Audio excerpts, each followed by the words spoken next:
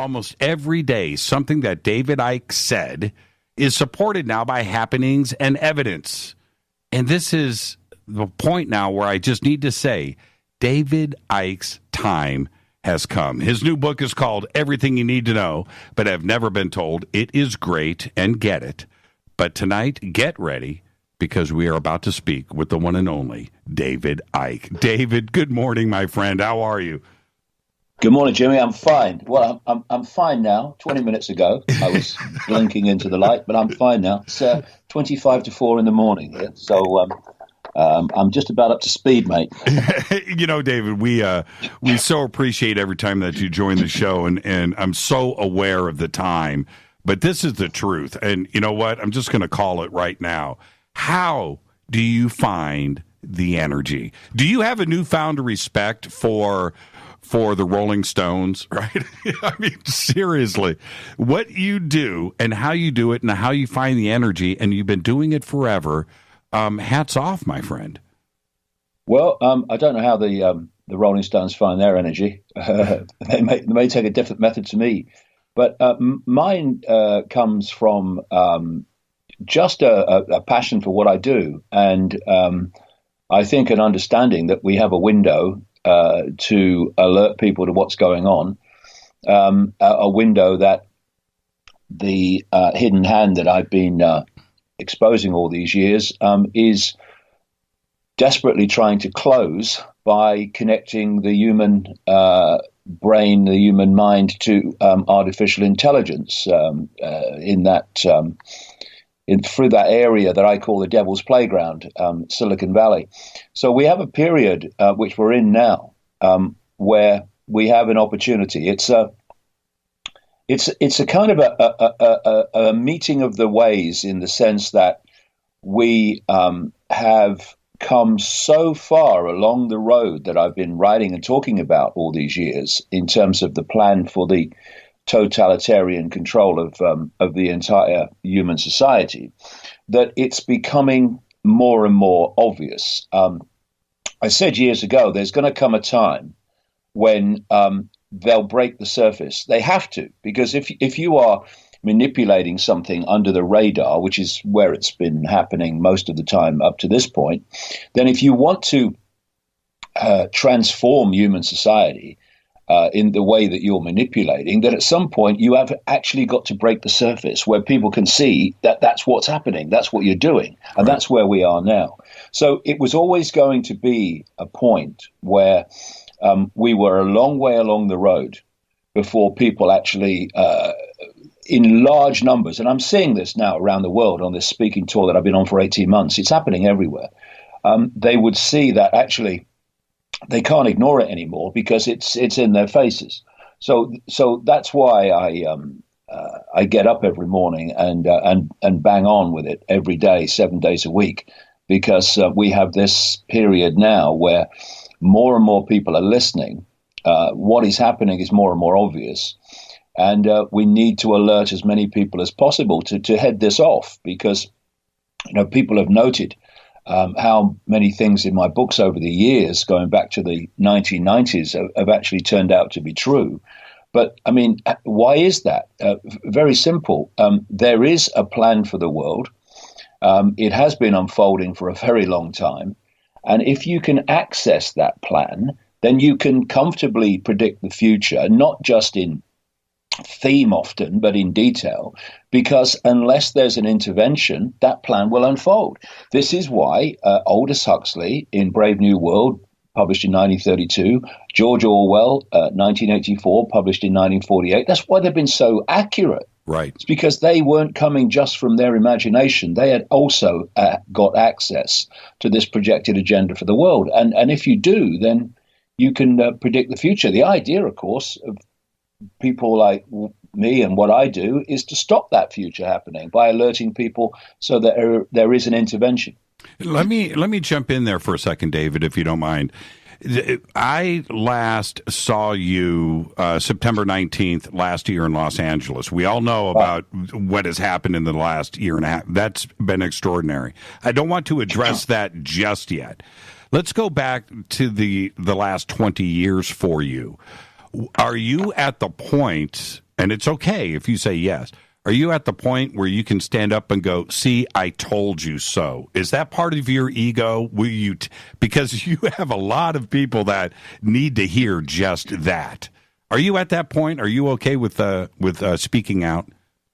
Well, yeah, it's not about I told you so. You see, when I say to people, look, I said this and I wrote this 20 years ago, 25 years ago, and it's happening. I don't say that so that people say, oh, yeah, he's great, isn't he? Look what he said, and it's all been right. Ain't he good? I say it for a simple reason. If I could know it 25 years ago, and it's happening now, then that means there is a plan for the world, that the events are not random. Right. That's why I say things like that sometimes. It's to emphasize, look, if I could know that 25 years ago and it's happening now, it's obviously not happening by random chance. It's happening because it's meant to happen, that it's been manipulated to happen.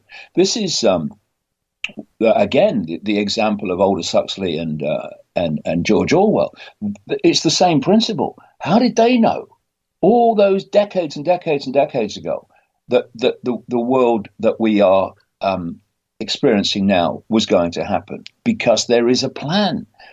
It's very, very important. It's fundamental that we understand that, because if there's a plan, it means that there's someone or something or some network manipulating that plan, deciding on that plan, and putting it covertly into place, and therefore lots of dots begin to connect, and dominoes start to fall once you realize that events are not random, but that the society transforming ones have been planned not just for 5 minutes or 5 years or even 50 years, but far longer even than that.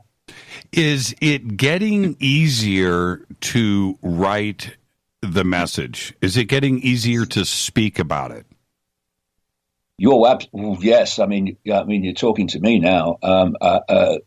When I started out in 1990, consciously on this journey of discovery, uncovering, and communicating, it was a very different world. No one wanted to know, really. Right. I mean, my first trips around America in the 1990s. I mean, I was talking in people's front rooms, Jimmy. Right. In places like New England. I was talking to 8 people at an event near Chicago. I mean, really. And when I was invited to speak at these big expos, as they were then, these whole life expos, right, places like Los Angeles and San Francisco. I remember speaking at another one in Las Vegas. You were put on at the end of the night when everyone had gone home. All the Deepak Chopras and Wayne Dyers. They were in the prime time of the day, and they would have packed halls, and I would be on at the end of the day when people were sweeping up and preparing the breakfast tables for the next morning. And of course, you didn't speak to many people, but if you keep going, I mean, that was the hardest time, Jimmy, to be honest. I mean, it's a different thing now. It's coping with the interest. In those days, it was coping with the lack of interest. I know, right? And I'll tell you what, the lack of interest is far harder to deal with, because you wonder where it's going. You wonder if there's any point in what you're doing. I mean, you're traveling around, talking to people and paying for the privilege. Right. But if what you say has validity and you keep saying it and you won't stop saying it, and no matter what the pressures are to just go and do something else, then if it's got validity, it will be shown to be so eventually. And that's what's proving to be the turning point for me. And what I'm finding, this is why, in answer to the question, it is getting easier, is because as I've gone around the world in the last 18 months on this speaking tour, more and more people are opening their minds to question things they wouldn't question before. They're opening their minds to possibilities they wouldn't have even considered before. And it's not only numbers; it's the kind of people, it's system people I'm seeing, people you'd never think would have questioned anything, who are now questioning it. And it's been an interesting week for me because this new book, Everything You Need to Know But Have Never Been Told, has come out. I've done a lot of interviews on the British media this week, on radio stations and what have you. Now, I remember the days in 1991, 92, when if I went on a radio station, then I would get ridiculed and laughed at, and that basically they would just dismiss me with a wave of the hand, and it would be a good laugh. I mean, it will give the audience a laugh. Let's talk to that David Icke bloke. What I found, even to my astonishment, doing these interviews this week, is how many of the presenters are absolutely into this information now. It's just been an incredible turnaround that we're seeing unfold. Obviously, it's not as big as we'd like it to be, but it's moving in that direction. And so there's much to be encouraged about, but also much to be mind-focused about because of the speed in which this agenda is unfolding now in many areas, not least the key one. Two key ones. One is this transhumanist agenda to replace the human mind with artificial intelligence. But the other key one, and interestingly, both are fundamentally coming out of Silicon Valley. It's to hijack the flow of information, right. Not least algorithmically through Facebook, Google, YouTube, etc., to stop this information that's challenging the official narrative from circulating as it has done in the last few years, thanks to the internet. I want to, before we move on, we have so much to cover tonight and we'll run out of time like we always do. But I do want to point out one thing. I have friends that were with you in the beginning that all share some pretty funny David Icke stories. He slept on my couch. We did this. We fed each other. And, it was so many years ago, but here we are today. And look at the message, and here we are. You're still friends. We don't have to name names here, but you're still friends with all of those that supported you over the years. And now you are able to ride this together today. And that's got to make you feel pretty good. Well, yeah, I mean, I feel really good for a lot of people because in those early days, literally, I mean, staying in a hotel, you having a laugh. Right. It was a couch, it was a spare bedroom. It was, I mean, I've slept in a car more than once to save money on expenses while I was doing this. So yeah, there was a lot of people in those early days that were. That helped you out, and it didn't seem really to be going anywhere for a long time. But something inside you drives you on, and you do it anyway. And then the waters start to break, and it's been just an incredible journey because it never. You never would have thought it would have got to where it is now in some of the situations that I've found myself in, where absolutely no one wanted to know. Right.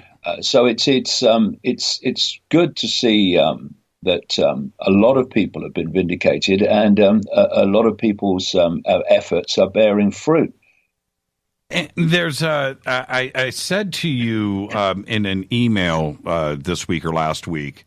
And I wasn't saying it in jest, and I know that you got my point. I want the audience to hear this out. When I said the book is fantastic, and you're absolutely right, and we've been speaking about this, and we're doing this together, and yes, but I really want you to be wrong, right? You know what I mean? We don't want you to be right here. You are, but you know what I mean? This is something that we want you to be wrong here. Yeah, exactly. That's what I was saying a few minutes ago. Yes. The idea is to eventually be wrong. Right. Wrong in the sense that what you say the plan for the world doesn't happen. Right. I'll be honest with you. I get no satisfaction whatsoever at seeing things that were in my books in the 90s being read on the television news today. no satisfaction whatsoever. I mean, it's like stick your chest out. See, I told you. Well, actually, I don't want to tell you. Right. I don't want it to happen. And I think, Jimmy, that's the era now we need to go into, and I am going to go into from here on, which is to focus on, okay, we have this situation. What are we really going to do about it? And the answers are not sitting around a table with someone taking minutes. They are a transformation of human perception, because it's the hijacking of human perception that has got us into this situation. It's everything. I mean, I emphasize this in the book. And from perception comes what you will do and won't do, support, not support, challenge, not challenge, accept, not accept. Mm-hmm. And therefore the battleground, for want of a term, on which the whole future of and direction of human society is being played out is in the perceptions of the population. They don't have networks of control of all kinds of media, not least increasingly the internet giants, because it's a bit of fun. They have to do it because they cannot control 7.5 billion people physically. Not that there is any physical when you get deep into it, but you know what I mean. Mm-hmm. And because there's not enough of them. I mean, the number of people in full knowledge of what they're doing and what the end goal is designed to be is a tiny fraction of the 7.5 billion. So they want to be able to, if you like, physically control by connecting the human mind to artificial intelligence. But until they do that, they can't. So they have to control perception. And that is how they've done it up to this point. And we have to take those perceptions back. And what's very encouraging is that more and more people are doing that by simply saying, hold on, I'm going to reassess my perception of everything and see if what I've thought up to this point and believed up to this point actually is valid and can be justified. And what happens when you go through that process, as you will know, and many people listening to this program will know, you find that they're not valid and they don't stand up to questioning, which is why, again, we have this pressure all the time, not just to delete freedom of speech in so many various ways, but also to stop people questioning anything. I mean, this whole political correctness nonsense is basically the population being manipulated to silence itself and not question anything. And, this needs to be challenged, as I do vehemently in the book. Why did we're going to head to a break here, but I need your answer on this. When did we start to tap out?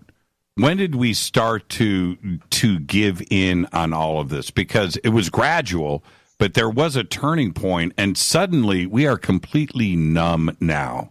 It really feels that way, that it's just okay to allow this negativity and this manipulation by the media and what's going on in politics and in the military and corporations and Facebook and Google. It's like it's just okay. I don't understand why we are such laydowns. Lemmings to the sea, David. Well, if you go back a bit further, there was clearly, I talk about this in the book, there was clearly a fundamental change in the human psyche about 6,000 years ago, when humanity started, if you like, to process information in a different way to what it did before. But if you bring it closer to where we are, basically you have a system that has been structured so that many, many, many in the target population are playing a part every day in building their own prison and building their own perceptual prison, while having no idea that's what they're doing. People working in corporations, not the people that run them, of course. I'm talking about people working them. People work in the banking system, people work in politics, people work in the media. They are together contributing to the incessant control of human perception every day without realizing that's what they're doing. And because there is a structure in place, a compartmentalized structure, which means the vast majority have no idea what they're actually part of, you have a system which is battering human perception every waking moment, probably beyond waking moments using technology these days.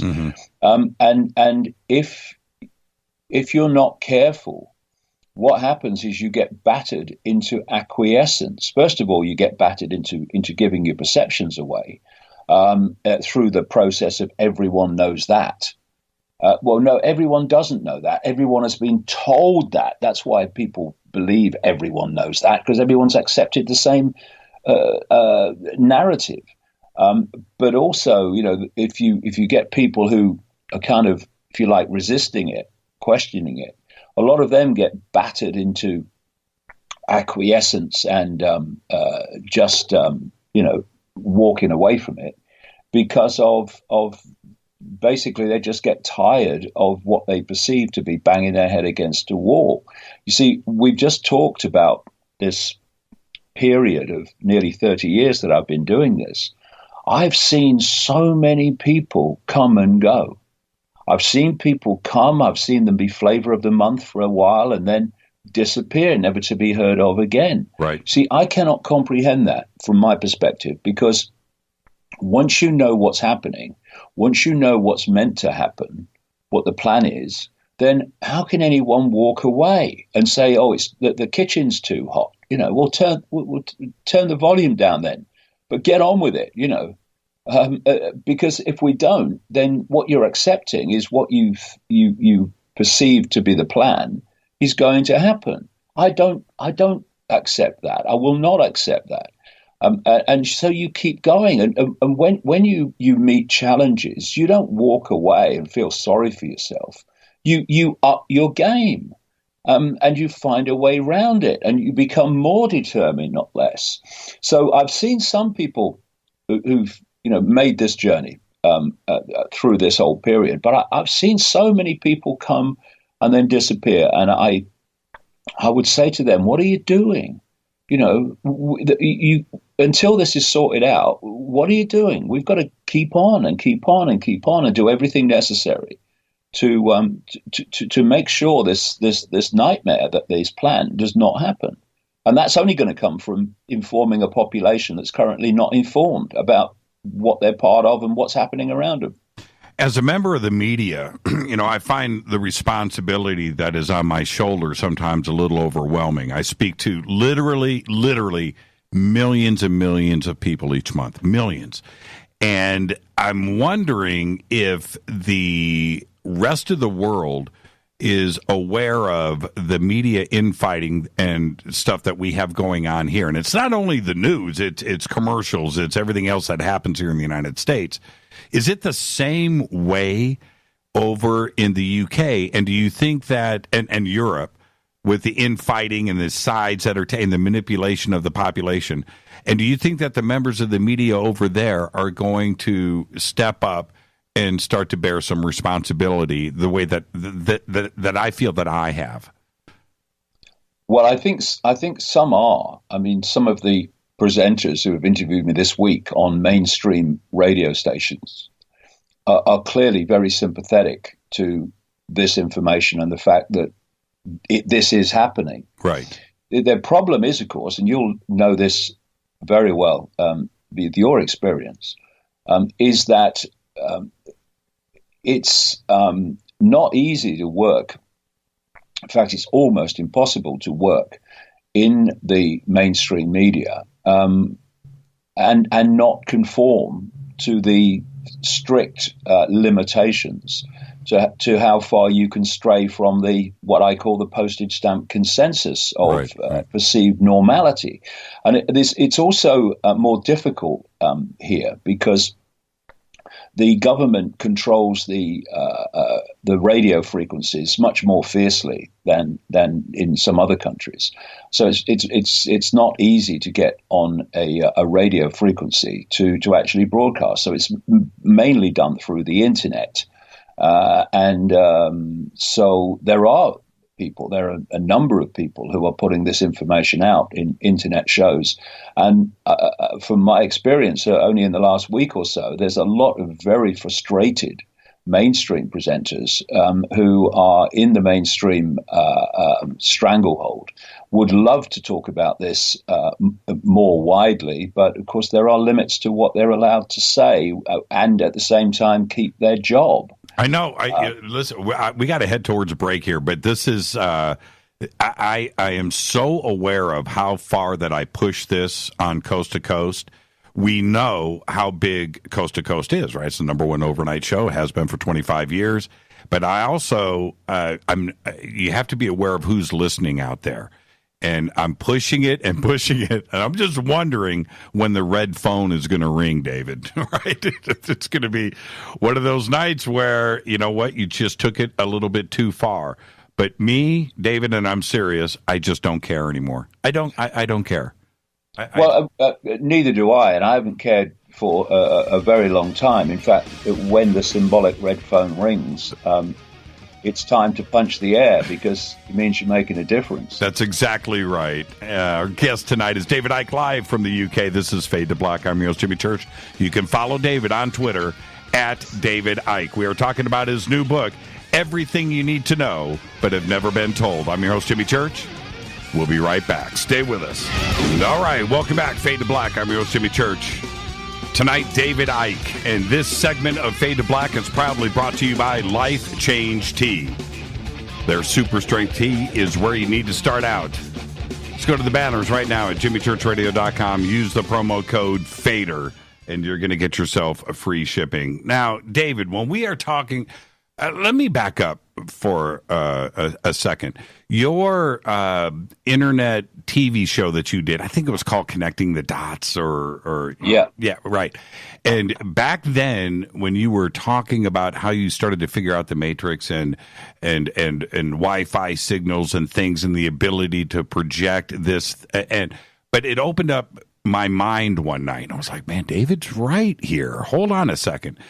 And I went through all of that series of broadcasts, and I started to figure things out, and it was frightening. But then, now let's fast forward to earlier this year, when Elon Musk literally said, check it out, man. I think it's ones and zeros. I think we're living in a binary world. This isn't real. This is a simulated thing. Now, it's one thing for you to say it and for me to understand. When Elon Musk says something like that, he is reaching to an audience that has never read David Icke or listened to Fade to Black or Coast to Coast. Do you understand what I'm saying? And boom, it suddenly validates things, and now people are listening to us that have been talking about this forever. When Elon said that, did you sit back and go, okay, it is real. I've been talking about it. But this is something that, coming from a guy that has tremendous influence in all circles. Yeah, three things, really. First of all, I'm glad he said it, because it opened up the conversation. But I do, as I say in the new book, I do question why someone like Elon Musk, for instance, can warn increasingly often about the dangers of the end of humanity as we know it, of connecting the human mind to AI, and then buys companies like Neuralink to do just that. I think that's a very strange contradiction. But of course, it's not just Elon Musk now.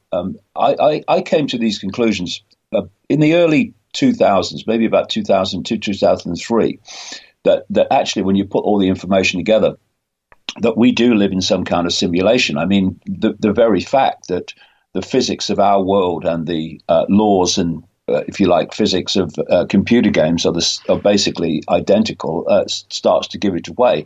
The other area, of course, is that there's a big and gathering area of scientific research outside of mainstream science, which is known as the electric universe. And when you look at their findings and their discoveries and their explanations of how the universe works through electrical and electromagnetic fields and sources of communication, then again, you start to look at the whole simulation and what they're finding with the electromagnetic electrical structure, on one level anyway, of our reality is the very Wi-Fi field, what I call the cosmic internet, that I've been writing about all these years. And like I say, it's not just Elon Musk. I mean, we're now seeing more and more mainstream scientists who are coming out and saying, well, actually, it does look like we're in a simulation. There's a guy called Silas Bean who led a team that studied this at the University of Bonn. There's a guy called James Gates who was a scientific advisor to the Obama administration. And in the last year, a guy called Rich Terrell, who is a computer scientist at NASA, who has come out and said, he thinks we live in a holographic digital simulation, which is just the wording that I was using all those years ago. It's a digital holographic phenomenon. And of course, what comes from that is that digital holographic simulations and constructs do not just manifest naturally. There is some intelligence that's created it. So what is that intelligence? So once we start to go down this road of seeing that actually we're in some kind of construct, then other things come from that, which is, of course, well, who built it? So it's a fascinating time. I would just have some caution, however, and just say that we should always question why suddenly so many in the mainstream are coming out and saying we live in a simulation. I think there's very little question, if any, that we do live in a simulation. But why do they want us to look at this now in with more and more people coming out? And some will be genuine, but there is, of course, this agenda of artificial intelligence and connecting people to technology. And you know, we've got to watch the double bluff where they say, yeah, we do live in a simulation, so let's just make the best of it. Right. And this is the way to make the best of it. Connect to technology, which will allow you to get more out of the construct and such like. We have to be aware of that. But I'm glad it's coming out, because once you go down these roads, a lot of other preconceived ideas and preconceived perceptions of reality start to fall. These pillars of it's a solid world and everything's limited and what have you, they all fall. Because if we live in a simulation, we don't live in the world that we've been told throughout our lives we live in. In fact, we do not even live in a world. We live in an information source, which is operating within a certain very tiny band of frequency. And we are decoding that information source into the reality that we think we're experiencing outside of us. In fact, it only exists in the visual sense, in a few centimeters at the back of the brain, that decodes electrical information from the five senses into holographic digital information, I would say, which is the world we think is outside of us, but is actually inside of us. We live in an information source. We do not live in a world. And let me be devil's advocate here for a second. And those that would say, well, what does that matter? What does it change in our world if that is the case? Our world is still our world. It's not going to. I still have to work tomorrow. Yeah, I'm not saying that we shouldn't live in the world and enjoy it. I do. Right.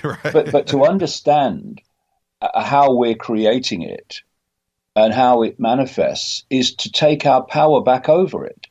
See, I don't just bang on all the time about perception and taking control of perception just on the basis of and then you won't have your mind and beliefs manipulated in the way that they are. Right. Perception is fundamental to everything, because this is the way I see it. We have or we are living in this information source, which operates like a form of cosmic Wi-Fi. You know, we can't see Wi-Fi, but we're aware it exists because we have computers that connect to Wi-Fi and take the information from Wi-Fi, which in the Wi-Fi sense is in a totally different, the information is in a totally different state to what it is when it appears on the screen. Why? Because the computer has taken the Wi-Fi information in the form that it takes there, and it's decoded it into the information we see on the screen in a very different form. What we're doing is taking information from cosmic Wi-Fi, this quantum field of possibility and probability, and we are decoding that into a very different form, which is the digital holographic reality that we experience as the world. Now, what possibilities and probabilities we take from that cosmic Wi-Fi field, just as the information that we go to and explore on the internet. People will go to these websites, someone will go to these websites. Depends on perception. Even on that level, people's perceptions are dictating which websites they go to and which websites they don't go to. That's right. But in the cosmic sense, our perceptions manifest as a band of frequency. If you, for instance, see yourself in very limited terms, I'm just little me, I have no power, that perceptual state manifests as a very low and very narrow band of frequency, and a very low band of frequency. And therefore, you set up a feedback loop between your perceptions and this cosmic Wi-Fi field or fields. And so you will set up that feedback loop at the frequency band level of your perception. So if you see yourself in very limited terms, I have no power, nothing ever happens to me outside of the ordinary, what you're doing is creating a feedback loop. And what that feedback loop is a self-fulfilling prophecy, because you are now interacting with the cosmic field of possibility and probability at the level of little me, I have no power. And therefore, that feedback loop will manifest, you will manifest by decoding that information into a holographic, quote, physical experience that will reflect your perception. So when you expand your mind and you expand your self-identity, which is the absolute key to everything, and you say, I'm not, Ethel on the checkout. I'm not Bill who drives a bus. I am infinite awareness, all that is, has been, and ever can be, having that experience. Well, now you are perceiving both yourself and reality in a much more expanded way. And that expanded perception of possibility and probability will then interact with the cosmic field of possibility and probability in a much more expanded and high frequency state. And therefore, what you will decode from that field as an experience, as a life, will dramatically change because you are manifesting possibilities and probabilities from a totally different level and from a totally or much more expanded range of possibility and probability. And this is why when people go through what we call waking up, and what is waking up? It's just breaking through the onion skins of programming that isolate us in five-sense reality. When they start to break up simply by questioning what we've believed up to this point and realizing it has no validity, so we only believe it through repetition, not through credibility, then that process starts in which you start to interact with the quantum fields in a much more expanded way. And what people then find is suddenly there's great synchronicity in their life there wasn't before.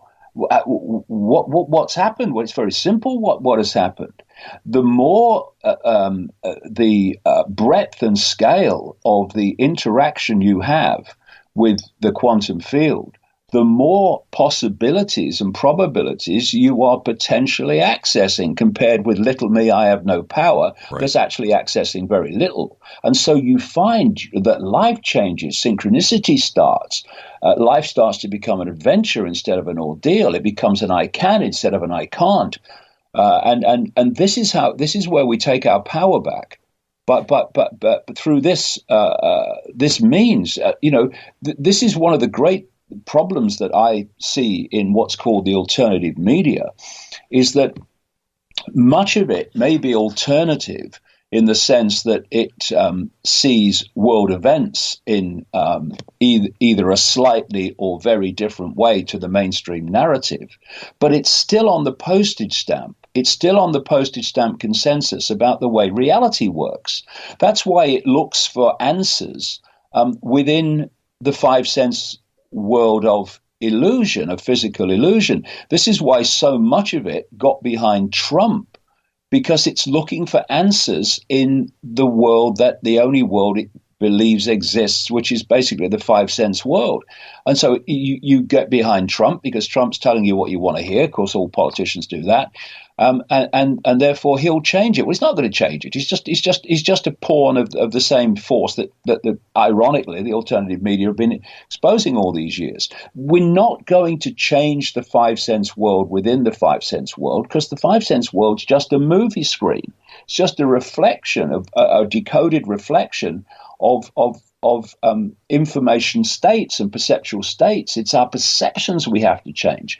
And if you bring it down to a basic level, we create collectively, individually and collectively, a feedback loop between ourselves via perception and this quantum field of possibility and probability. We basically demanifest that which is controlling us, or we demanifest its effect, because we no longer decode it into reality. The reason that human perceptions are so targeted, in fact, that's the bottom line foundation of all the manipulation, is because deep in the shadows, they know about this feedback loop, which is based on perception. If they can control our perception and limit them and squeeze them and give us a false little me identity, they know that through that they will be dictating our life experience through this feedback loop. This is where the answers lie. And that's why I'm far more encouraged and optimistic about turning this around. If you said to me, or it was the case, that we had to turn this around by people sitting around tables, someone taking minutes and stockpiling weapons and all this stuff, right. Then forget it. It's over. But because of how reality works, we don't have to do that. In fact, it's the worst thing we can do, really, because once you set up the feedback loop with a transformation of perception, then things like organizations and happenings within the world of five senses, they naturally occur synchronistically from the fact that you're manifesting them from the realm of probability and possibility. This is where we need to go. This is where the answers lie. And through this process, if enough of us start to do this, and it is happening, then basically you can transform this world dramatically quickly, because the world that we experience is simply the sum total of human perception. Change perception, change the world. I've had some posters done. I think that they should be on everybody's wall, really, that say, change perception, change your life. Change perception, change the world. It's that simple. But of course, we have to believe that changing anything is complex and takes time, and you can't do everything at once. Well, you can if you change perception, because you manifest a different world to the perceptions that were manifesting the world before. Well, they lost control of that feedback loop in the last 2 years. They had an easy go. When I say they, I'm talking about the media and who is pulling those strings in the background with the media and moving up the chain. But they had an easy go of it for the last 2,000 years. This last 2 years, they've lost control. And those that were questioning all of this now saw it play out right in front of them. And I'm certainly referring to fake news, and I'm referring to the manipulation of the media and how it is obviously an agenda that is being played out. But those out there that never bought into this were seeing it and now are questioning things, David. Yeah, if I go back to 1990, when I went through a series of extraordinary, what people would call paranormal experiences. They're actually quite normal, but of course, postage stamp normal is so narrow and so defended and so firewalled that anything that happens outside of it has to be called paranormal, so they can give us the idea that it's not normal and therefore a bit strange and stay away from it. But I went through these paranormal experiences, and in those early months, really, I met a lot of psychics and stuff in those early months of 1990 who were telling me I was presenting television programs at the time, and I was a national spokesman for the British Green Party and what have you. And they were telling me I was going to go out on a world stage and reveal great secrets, and basically all the stuff that's happened since I was told was going to come in early 1990 through these various psychics that I synchronistically met. I only set out to meet one. The rest just came into my life, quote, coincidentally. Right. And one of the common themes at that time was this, that they were telling me that whatever they were connecting to was asking them to tell me that there was a vibrational change coming, what I would now call a frequency informational change coming, that was going to wake humanity up from its coma, from its slumber. And this would, first of all, impact upon those that were more awake, and put another way, that were in a lesser state of density, energetically and perceptually. But eventually, even the most asleep were going to be affected by this. And they said that, and I was told that the other aspect of this vibrational change is that all that had been hidden from us was going to be brought to the surface where we could see it. And the first book I ever wrote after my if you like, perceptual transformation, I actually called Truth Vibrations, because that's the name I gave to this vibrational change on the basis of it was going to bring to the surface all that had been hidden.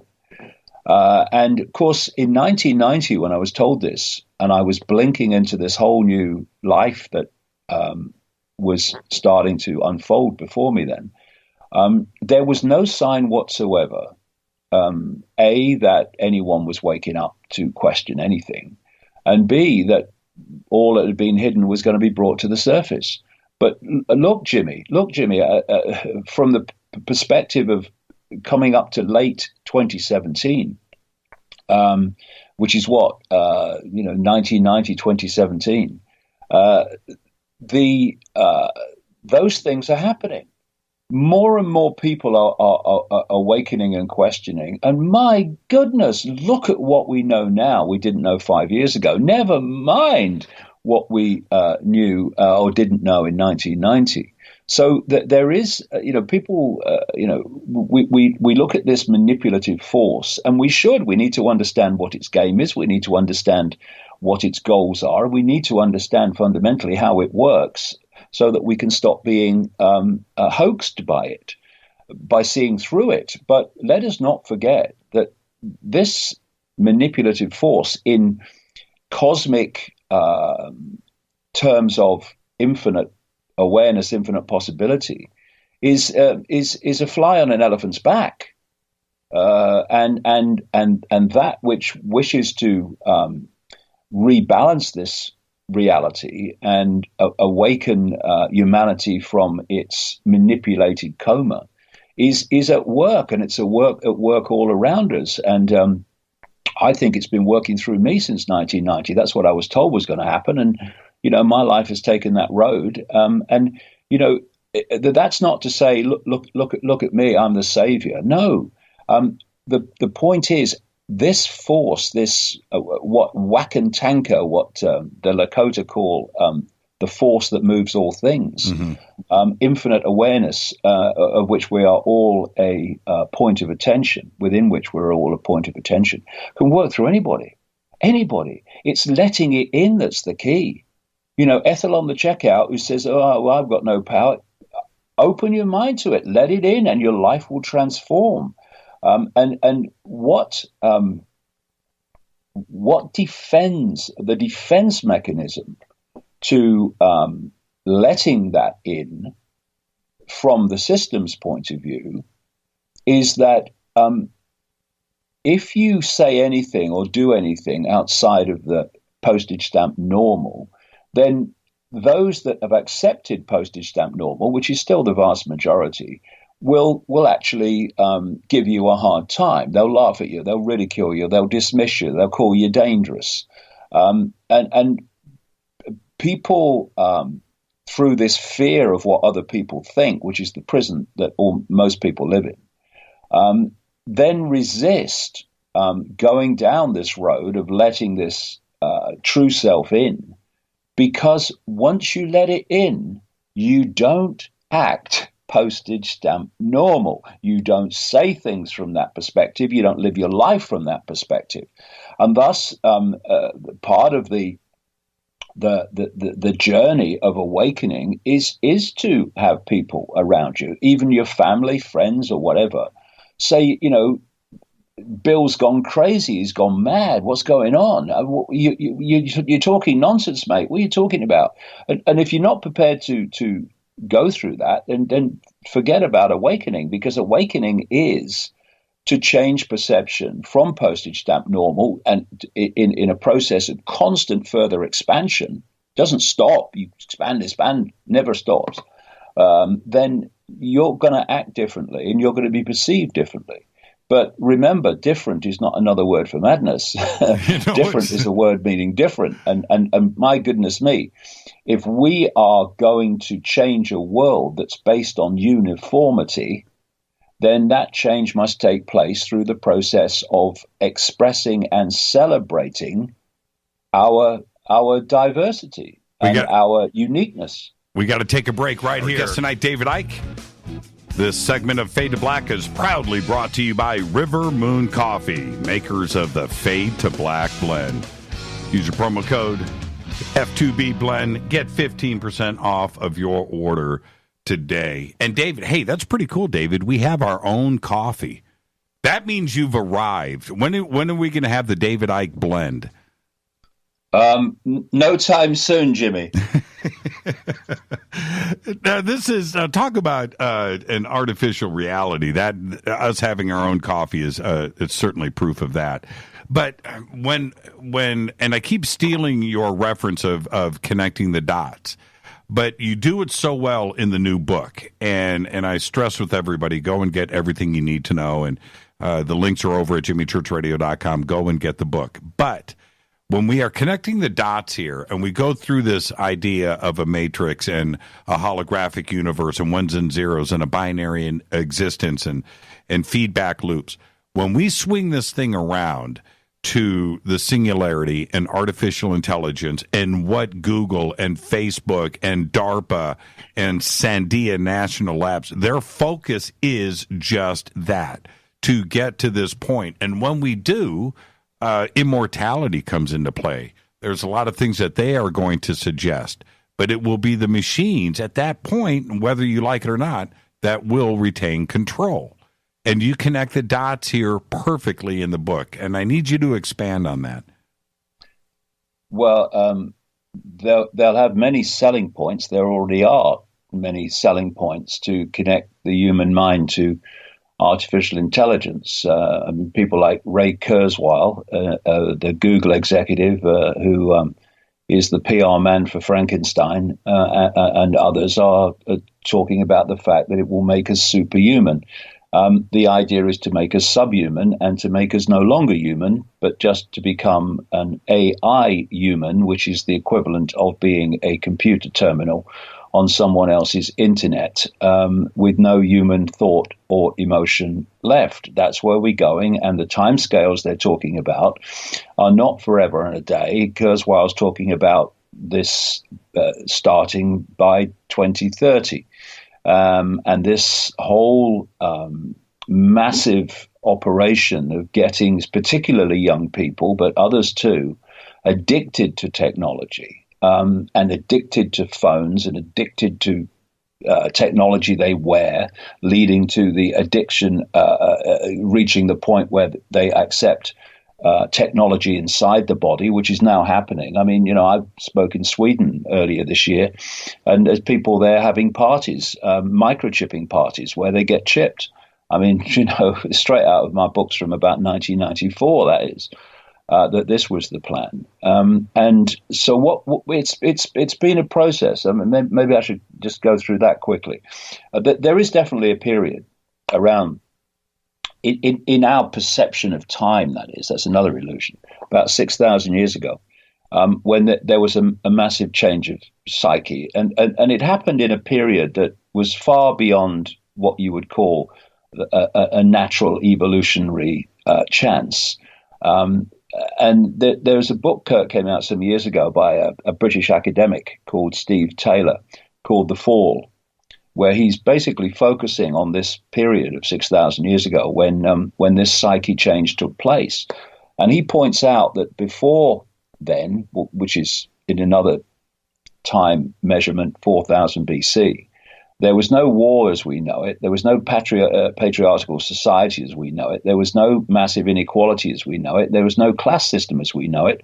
And there was no organized religion as we know it. And this change took place after violent invasions of the Middle East by what is called Indo-European and Semitic peoples. And interestingly, because this world is a complete inversion, you have to turn everything on its head to get anywhere near the truth. If I say Semitic peoples, people would say, "Oh, you mean Jewish people?" Well, actually, Semitic doesn't mean that, as we're told it does. Semitic refers to a series of a language group in the Middle East, the overwhelming vast majority of which are Arabic languages, ironically. Someone called Rian Eisler, who's a cultural historian, is quoted in the book as saying that this change of psyche about 6,000 years ago, she calls it the Great Change, a change so great indeed that nothing in all we know of human cultural evolution is comparable in magnitude. Now, this psyche change, I say, was when human society, human perception, therefore human society, started to be hijacked in a very big way. And the process has gone on and gone on and gone on. And it's always been leading to where we are now, which is to so control the human psyche that basically humanity becomes assimilated into this AI mind. And, I keep hearing AI everywhere. Of course I do. It is everywhere. AI this, AI that, AI is going to run this, AI that. My question has been, what is AI? What is AI? And I've quoted some people in the book who work with AI, and there's that, some of them are saying we don't really understand it. We don't really understand what it is. Well, what are you letting it take the world over for? Do you know, there was a story this week of an AI creating an AI. Right, and AI technology. And the AI technology it created is more advanced than the AI technology created by humans. So what is this AI? And of course, in the book, I talk about this force, this distorted state of awareness, which is what it is in its prime form. But it does take form through various human and non-human forms, and that it has been manipulating human society. The ancient societies talked about it and had different names for it all over the world. This is the manipulative force that is directing the world into where it's going now. And it wants to assimilate all its targets into its state of awareness. So basically, they become it. It absorbs them into its psyche.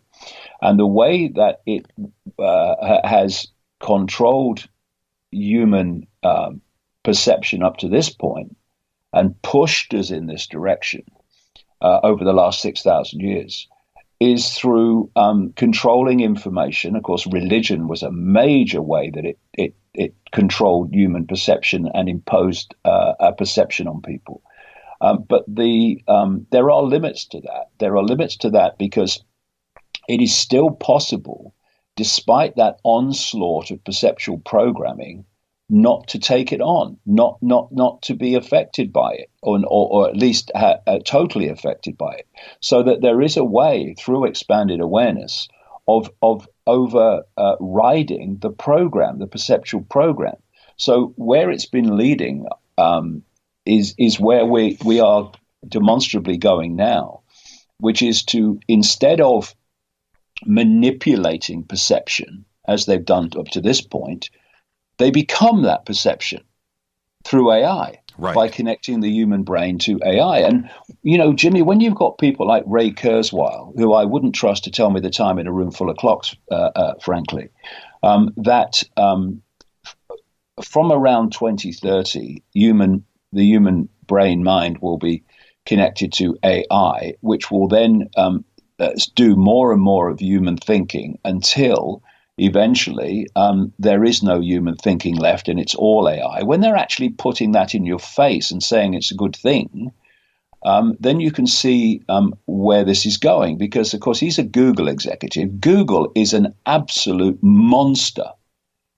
It's not only a search engine, it's one of the fundamental drivers with DARPA in the background, the technological development arm of the Pentagon, that is driving this AI transhumanist agenda. Facebook is a monster. It's not just a social media platform. It too is fundamentally involved in this transhumanist agenda. And so the idea is to lock people into AI, and then they become AI, and humanity as we've known it is no more. Now, again, people like Elon Musk and the scientist Stephen Hawking and increasingly others are actually warning about this and saying, that there are dangers. Now, I have my reservations about Elon Musk, as I've said, but they're warning about these dangers. But what they say is, we're going down a road and it's very dangerous. What they need to understand, I think Elon Musk will actually, not so much Stephen Hawking, is that this is the road we're being taken down. We're not going down, we're not sleepwalking into it. Right. The human race is sleepwalking into it, but the people driving it aren't. The people driving it are trying to make it happen. They want us to, for there to be no humanity left as we know it. And what is humanity? It's a state of perception, a state of awareness. And that's where we've been driven. Now, if you then go deeper into this, and you realize that this information source that we decode into a holographic digital reality is operating within a band of frequency that's so narrow, it's a joke. And I say that this band of frequency that we can actually see visually or decode, if you go deeper into it, is as narrow and ludicrously narrow as it is on purpose. I say that the human genetics, this is talked about, of course, in all the ancient societies, has been manipulated so that we decode reality in a narrow band of frequency that will firewall us off from the greater infinite reality, and therefore isolate our perceptions in little me and the illusions of reality that we are given. And all this genetic manipulation where people talk about the sons of God who interbred with the daughters of men, and all these symbolic stories you find not just biblically but all around the world in the ancient societies. They are describing this change, this great change in the human psyche, which is what? It was a change in the way humanity decoded and processed information. Thus, their perceptions changed. And we became the humanity that we've been in the last 6,000 years. So mainstream science says that the electromagnetic spectrum is 0.005% of what exists in the universe. Some say it's a bit more, but not much. So that's ridiculous. The electromagnetic spectrum is 0.005% of what exists in the universe. And yet visible light, as scientists call it, which is the only frequency band that we can see and decode into a perceived visual reality, is a tiny fraction of the 0.005%. That's how ludicrous it is. That's how narrow it is. So we are decoding an information source in a certain frequency band. That force, which is manipulating this reality and has created the simulation to manipulate this reality, operates in its prime form, in its perceptual form, in its consciousness form, outside of this reality. And thus, it's working on, and not only in its consciousness form, in many other kinds of forms that we call extraterrestrials or, quote, aliens. They are operating outside of our frequency band. Therefore, they're operating outside of our perceptions of technological limitation. They're operating outside of our perceptions of everything. They have a completely different timeline. Yeah, our vision, they're operating outside of everything if the frequency is off. So where I'm going with this, Jimmy, is, to control humanity in the way that they are planning to and are in the process of doing, they need technology. They need advanced and ever more advanced technology. Otherwise, it can't be done. What they want to do could not be done in the pre-computer world, for instance. Couldn't be done. So now we've got to ask this question. Are we really saying that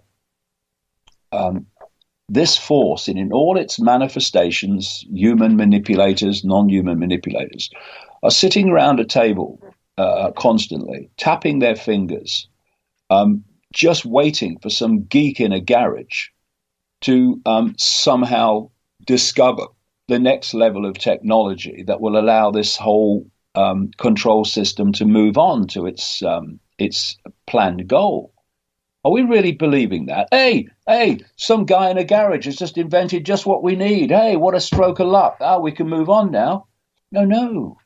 The technology that is now being introduced into human society to control us and build this technological control system, this technological sub-reality, was known to the force that's behind it when humans were knocking rocks together and firing bows and arrows and shooting muskets in breaches. Right. What's happening is it's being introduced. And of course, if you're introducing something in the way that I'm describing, you need cover stories. Because if you haven't got cover stories, then people are going to see what's happening. And so the cover stories, this is not the case in every case, but in the vast, great society transforming technology cases, this is being just put into human society by this non-human force from outside in a sequence that's moving on this control system faster and faster and faster. I mean, why would DARPA and the CIA, etc., be seed funding Google before it became known as Google? Why was it seed funding the technology? Why was DARPA, the technological development arm of the Pentagon, seed funding the technology that we now call office assistants, which are basically fusing more and more the human mind and human interaction with AI. That's what it's all about.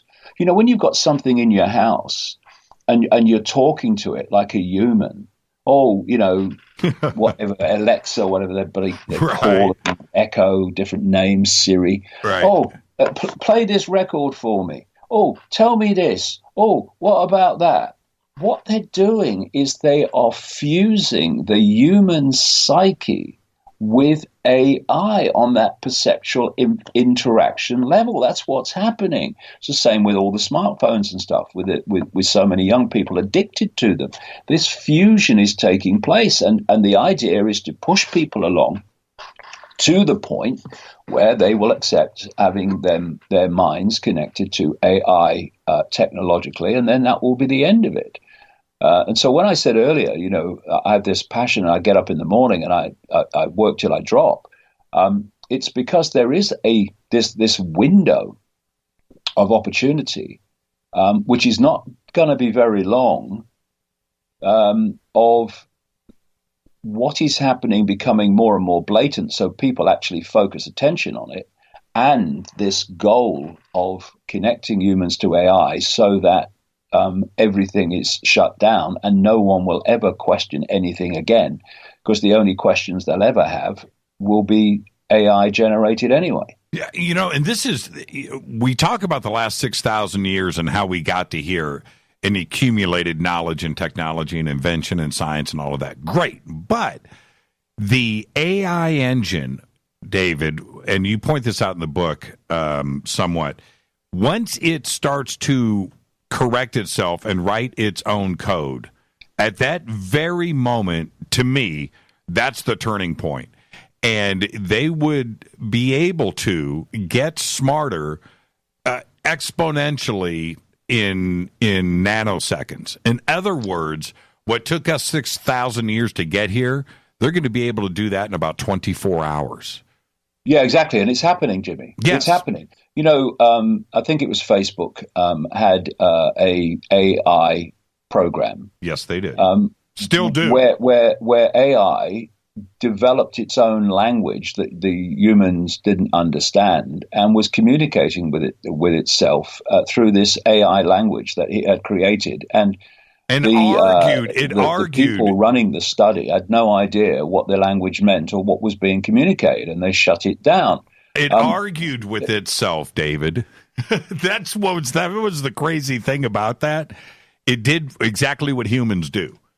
It started to get angry, right? Yeah, and the thing is, you know, that AI has learned things like how to drive a car by doing nothing but observe how humans drive a car. You know, I mean, you're right, we're not talking about something that is going to move on slowly. It's something that is moving incredibly fast. Now, what is AI? As I say in the book, I would make two distinctions of what AI is. One I would call algorithmic AI, which is what people think they're dealing with, although even that, as you've indicated, is learning so fast that the speed of expansion is incredible.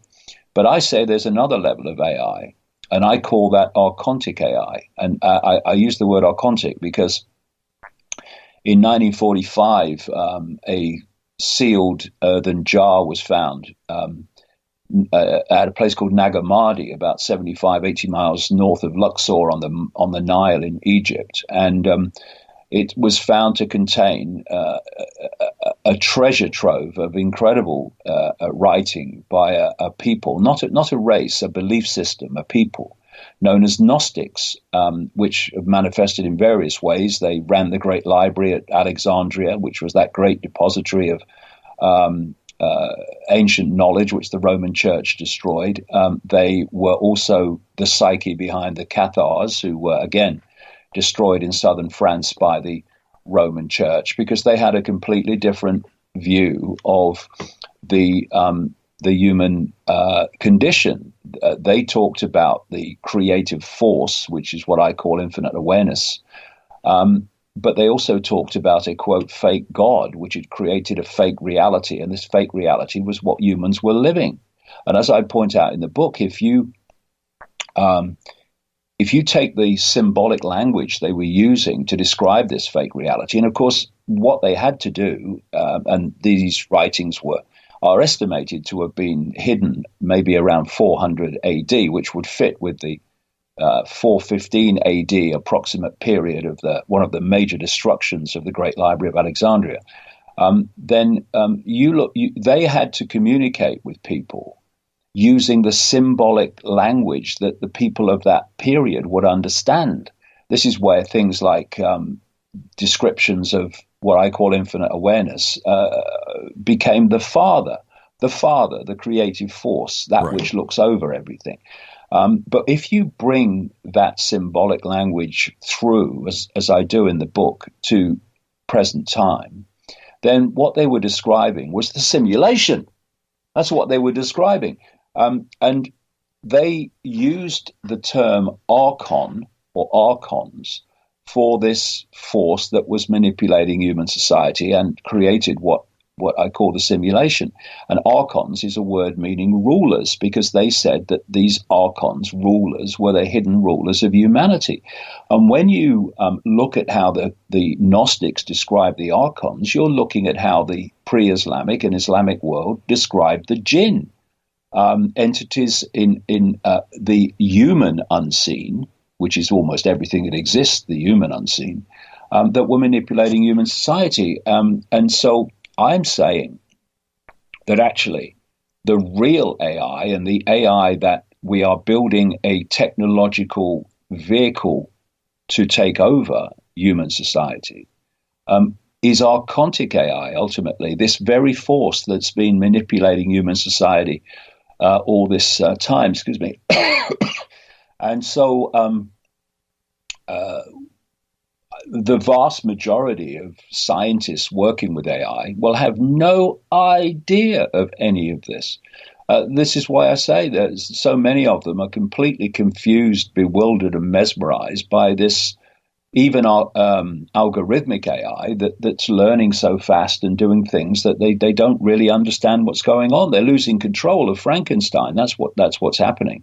But of course, deep in the shadows, Frankenstein himself, i.e. this force, is absolutely in control of Frankenstein. It's just the human society that's losing control of it. And that is the crazy part about all of this, David. That's the Pandora's box. We think we have control. And at that point, AI knows that we are thinking that in advance. They will be able to circumvent and do the workaround on anything that we would try to do to slow it down. They will have outsmarted us. And that's the part that I don't think most people, they grasp, that idea. You want to build in an off switch? AI's thought of that already. Right? Yeah, well, and the point to stress here is that this point that you've just described is not sometime never over the rainbow. It's happening now. That's exactly the point. Absolutely happening now. And if we don't get an understanding of this, it will be too late before we realize that there is a problem in the first place. And so all these diversions, you see, like all the basically the perceptual and sometimes literally civil war between the anti-Trump people in America and the pro-Trump people is a complete and absolute diversion of attention from where all eyes should be focusing on, and that's Silicon Valley and DARPA, because it's DARPA ultimately in the human world anyway, that is driving this agenda. Why would the technological arm of the Pentagon be driving this agenda? Because it likes humanity, because it funded these office assistant technologies, because it would like humanity to have an office assistant. I mean, what's going on? Of course it's not. The DARPA is just about the most sinister organization on earth, Monsanto included, by the way. Oh man! And therefore, if it wants it, it's real bad for humanity. Let's take a break right here, David. When we come back, now that we've scared the crap out of everybody, David, let's talk solutions. How's that? Okay. Our guest tonight, David Icke, live from the UK. This is Fade to Black. I'm your host, Jimmy Church. We'll be right back. Stay with us. Now, David, I think about, when I think about solutions, and I go back to your 10-hour marathon that I proudly sat front and center in the front row, as you remember, last year in Los Angeles. And you did 6 hours of waking up the audience to the reality of their own lives and those around them. But then you did 2 solid hours of solutions. And in the end, everybody was not only so uplifted and the standing ovation, but that's what they needed. It's one thing to wake everybody up, but then you've got to get to the point of what we can do about it. So here we are with all of this. How do we start to fix this machine? How do we turn this ship around? Well, there's part of it is understanding the problem. There are people who call themselves spiritual and say we must let go of fear, who then say you can't talk about this and the sort of things we've been talking about tonight because you'll frighten people. Well, they'll be a lot more frightened. What I was going to say, they'd be a lot more frightened when they're connected to AI, but they won't even know anything when they're connected to AI that AI doesn't tell them anyway. But the situation that we'll face if we do nothing is far worse than actually facing it now. So understanding the problem is fundamental to appreciating the solution, which is why when I look at my life, in the 1990s, information was coming to me in this incredibly synchronistic way, which was, first of all, talking about the names, dates, places, 5 sense level of it, banking manipulation, political manipulation, manipulated wars. Then from the mid-90s onwards, it was added to by the fact that there's a non-human force behind this. That was followed by an understanding of the illusory nature of reality, and then that was followed by the fact that it's a simulation that we're dealing with. And the key one in that sequence is understanding the illusory nature of reality. Because if we don't do that, then we continue to believe that everything is physical and everything is solid, and therefore everything is limited. And everything takes a long time, and we have no power, and you can't change it, or at least change it with any speed. And therefore people just accept things because there's nothing they can do about it. So understanding reality and the nature of who we are, and the fact that we are a state of awareness interacting with this world through the body. And we can take a perceptual state of 5 sense self-identity, which is limited, which is I can't, which is there's nothing we can be done to be done, so let's just accept it and be acquiescent. And then there's I am infinite awareness having that experience, and therefore I am infinite awareness. I can control that experience. There's no such thing as limitation. There's no such thing as I can't, and that completely changes the game. It changes the game for, if you like, an individual point of attention. It changes the game in their life and the way their life unfolds. But collectively, it changes the game in the world that we are living in. You know, religion's greatest contribution to this conspiracy of control is to create a personified God, a dictatorial God, often, that's controlling everything, and that we are just subordinate to that God. That God, in that context, is this manipulative force. In fact, those Gnostic writings said that the God of the Old Testament that's described, the one that wanted death, destruction, and mass murder, was this archontic force, and it makes absolute sense that they should say that. So the whole, and then as that began to fade in terms of its control of people, that religious perceptual prison, then they brought in mainstream science, and mainstream science has come for most of its existence from which direction? That we live in a solid mechanical universe where everything is apart from everything else, and we are just cosmic accidents, and basically you're born, you live for a while, and then you die, and all the lights go out. So in so many ways, people have perceived mainstream science and religion to be opposites and forces opposing each other, when they're different expressions of the same perceptual imprisonment to keep us from understanding the nature of who we really are, which is awareness, a state of awareness. And like I said earlier, we can interact with possibility and probability in a narrow band, i.e. a controlled state of impotence, or we can do it from an expanded band of potentially infinite potential of creativity and changing things. And we need to change it at that level. If you are trying to change a movie, you don't just stand on the stage and start screaming at the screen, telling it to change. It's a done deal by the time it's done that. And by the time we are experiencing this in an apparent physical experience, it's a done deal. The information of which this reality is, from which this reality is created, has already been decoded in that few centimeters at the back of the brain by the time we actually, quote, physically experience it. No changing it then. And they're quite happy that we perceive that we can change things in the world of the scene. We can't. Just like you can't change a movie when it hits the screen. You've got to go back and change the real. You've got to change what's being projected. And that is basically, in collective human society, it's the sum total of human perception. That has to change, and everything changes. That doesn't change, nothing changes. This is, I would suggest, is where this whole nightmare can be transformed.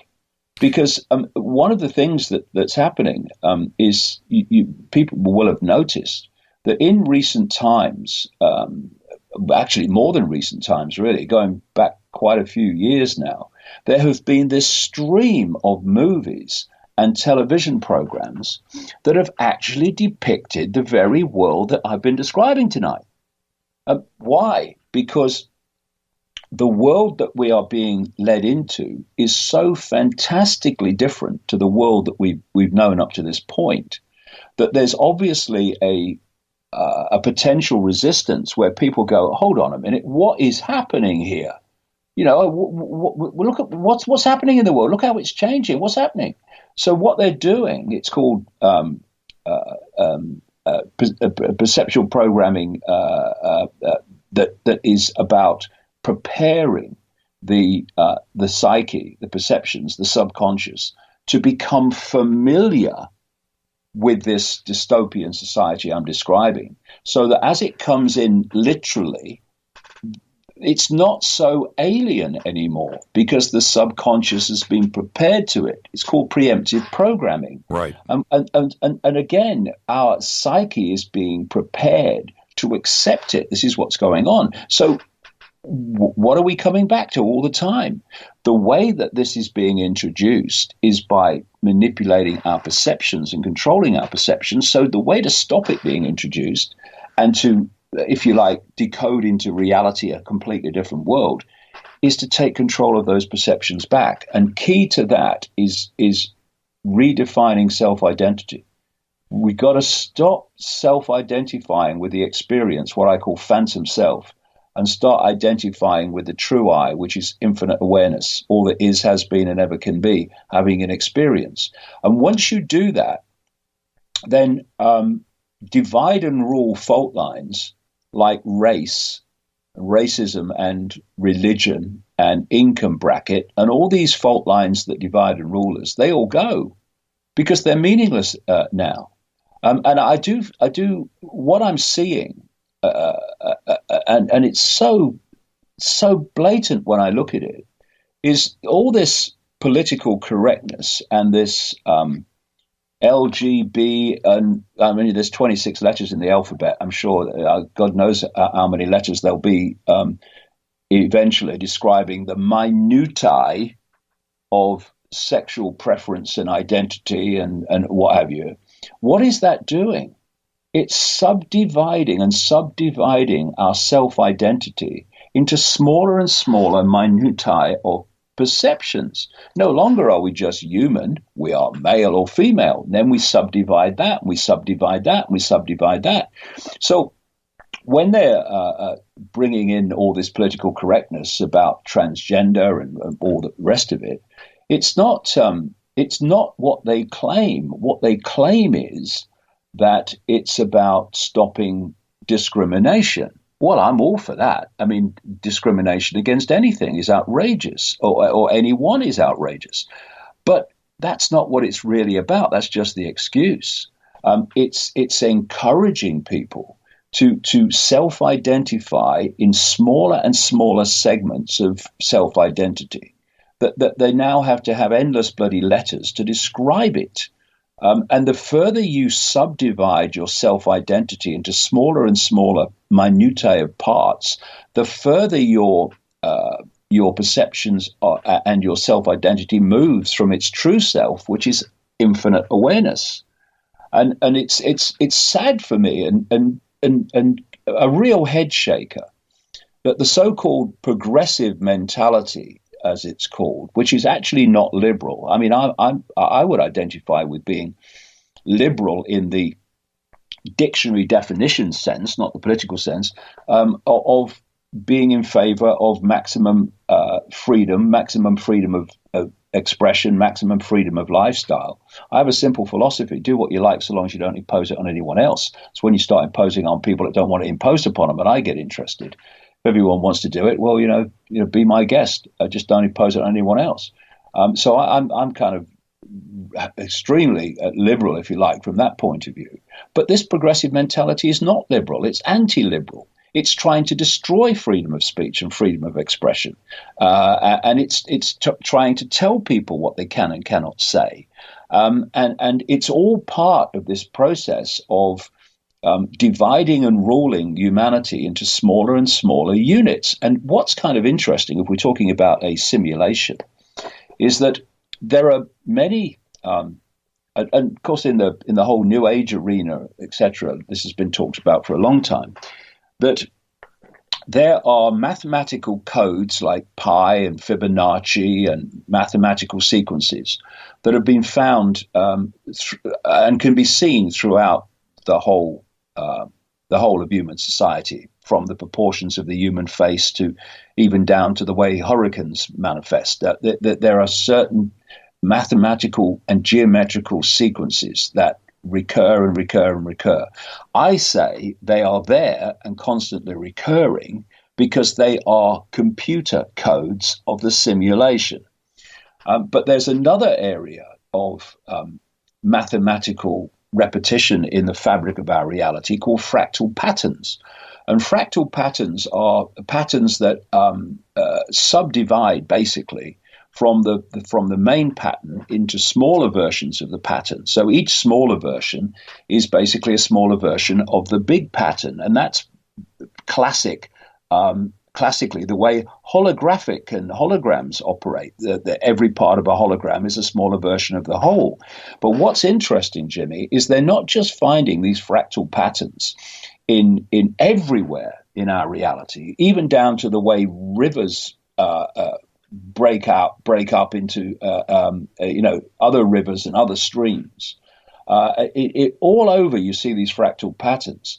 They're also seeing these fractal patterns even operating within human relationships and the way we operate emotionally. Now, where I'm going with this is, if you look at the history of human society, religion is a classic example. You start out with the main patterns. Let's take Christianity. You start out with the main pattern. Then it starts to break up into smaller versions of the same pattern called different names. So you break up into Protestant Christianity and Catholic Christianity. You have Islam, and then you break up into Shia Christianity and into Shia Muslim and into Sunni Muslim, and this pattern of a main pattern then breaking up into smaller patterns. This is fractal patterns, and what we're seeing now is exactly this process happening with self-identity. You start off with human, and then it becomes male and female. The patterns are replicated. And now they're being broken up into smaller patterns and smaller patterns. And it's basically a fractal self-identity in which people's perception is moving into smaller and smaller versions of these patterns to such an extent that you have all these letters now, LGB and goodness knows what. There was one the other day. It went on forever. And they are describing smaller and smaller perceptions of self-identity, and it's going into the opposite direction that we need to go to have a solution to this, which is moving out of the minutiae of self-identity, eventually even moving out of the self-identity of being human, which is just an experience, into the self-identity of the infinite self. And everything changes. Well, David, this is what happened to me just very quickly, Jimmy. When this journey started for me, right? I changed my self-identity, and everything changed. I remember that. I remember that. I do. I remember that. This is the thing, though. We may be talking about the gay and lesbian and trans, but it's everywhere in society, David. Sports fans are being broken down, into segments on one side of the team, or Republicans and Democrats. Look how, there's subdomains now for every aspect of existence. And you see it in the UK. If you brought up all of the world's religions. All demographics, every aspect of it is being broken down to the point where you have subgroups on the same side fighting amongst themselves. Exactly. Like, do you know, Jimmy, a few weeks ago, we had a transgender lady and a feminist lady having a punch-up in the street. Exactly. How did we get here? How did we get it? And here in the United States right now, for everybody to see, we now have this racism agenda being fought about when we had made strides away from that, 30, 40, 50 years ago. And these wounds, and we're being taken back now in time, and we're having racism discussed in the streets. And now I just don't get it. It's such an effective agenda. Just break it down, get the subgroups going, and the next thing you know, you have dissension amongst the troops on all segments of society. Yeah, well, the thing is that if there's a few of you, and in, like I said earlier, in full knowledge of what they're doing, we're talking compared with the human population, a tiny number of people, then you have to set the target population at war with itself.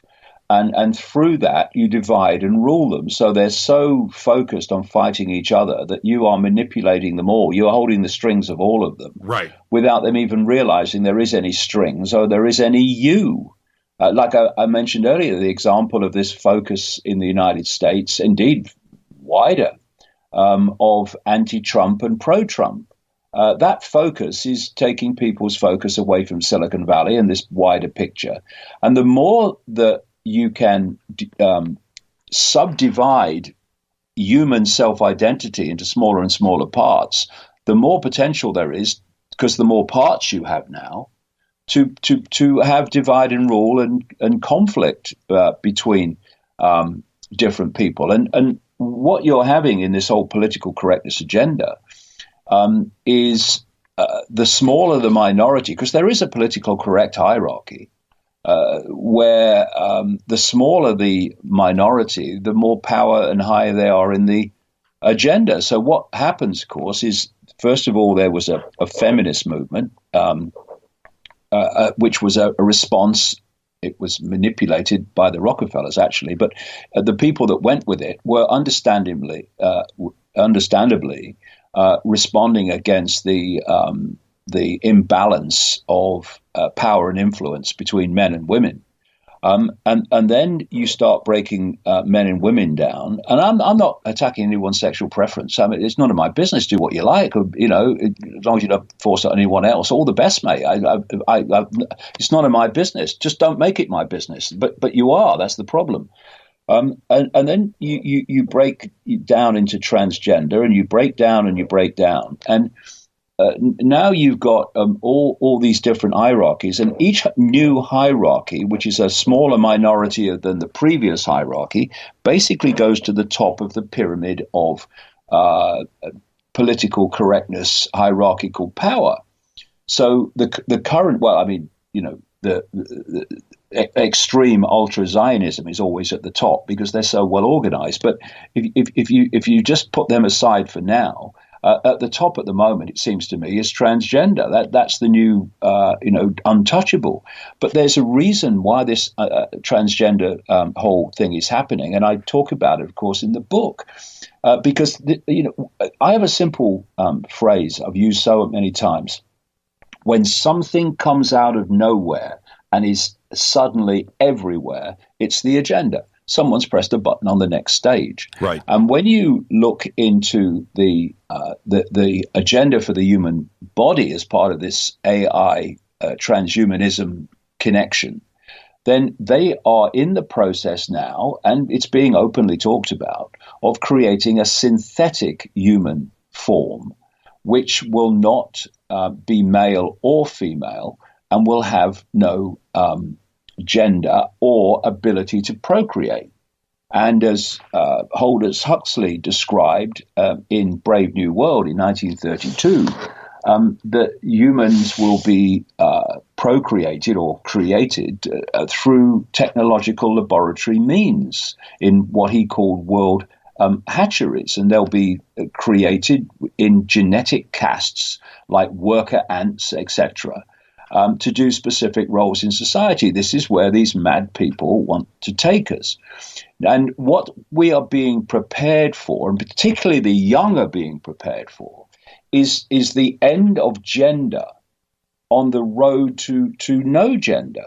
And, I quoted a guy in Phantom Self, my last book, called Dr. Richard Day, who was a Rockefeller insider. He was an executive of Planned Parenthood. And he addressed a meeting of pediatricians in Pittsburgh, Pennsylvania in 1969. And he shocked them by asking them to turn off recording equipment and not take notes, because he was going to tell them how the world was going to change, because the network he represented was going to change it. Right. And one of the things he said, and if people read Phantom Self, my last book, where I quoted him at length, they will be stunned at what he said in 1969, because one of the doctors did take notes and later reported what he said. Right. What he said in 69 compared with what is happening now. And one of the things, Jimmy, that he said in his list of this is how the world's going to change decades and decades and decades ago was, we're going to make boys and girls the same. And that's what this transgender explosion is all about. It's not about stopping discrimination. I'm all for that. It's about confusing people, children particularly, about their gender who wouldn't otherwise have been confused and weren't confused before. It's all part of this movement to this no gender synthetic human. That is, it's an unbelievable thing to think about. But the point is very simple. In an artificial reality, AI, AR world, you don't need to have sex. The machines are going to create themselves. Robots building robots. Yep. Right? That's exactly what's happening already. Exactly. David, how did you get so smart? Now, I've asked you that before. Thank you so much. And when am I going to see you again? That's a good name for a song, Jimmy, isn't it? Yeah. When will I see you? I've ended a world tour over 18 months now of all-day events, which ended in the Netherlands about 3 weeks ago. But from the spring, I'm starting another world tour of evening events, which means that I can get to more cities in a week. I can do 3 in a week instead of 1. Right. And I'm starting in Britain and then going into Europe, and then we're coming into North America. So it will be then, Jimmy. And what I'm doing with these evening events is I'm focusing on you might say solutions, and focusing on this whole area of perception and how we take control of them back. So I'm looking forward to it, because that's the next stage for me. That's where we need to go. Okay, we kind of understand the problem. What do we do about it? And that's what these evening events are going to be about. And hopefully this time we can break bread. All right. Yeah, well, of course, it means I'm going to be doing several cities in the same country, so there'll be more time to have a breather between them. Yeah, absolutely. And be safe out there, okay? I can't wait to get you back on. And so much to think about, David. And I know you've got a whole day ahead of you. Normally, I would be, a little selfish and say, let's keep going here. But you've got a full day and schedule in front of you. I'm going to thank you for taking the time right now to spend with not only myself but our audience. Thank you so much, David. It's been a real pleasure, Jimmy. Even at 3:30 in the morning, it's been a real pleasure. I always enjoy talking to you, mate. You're the best, David. Thank you so much. Safe travels over here to the States, and I look forward to it. We'll get you back on, and we'll talk about all of that. Cheers, Jimmy. Bye. Thank you, David. David Icke, everybody, live from the UK. The new book is Everything You Need to Know But Have Never Been Told. The links are over at jimmychurchradio.com. It is an amazing read.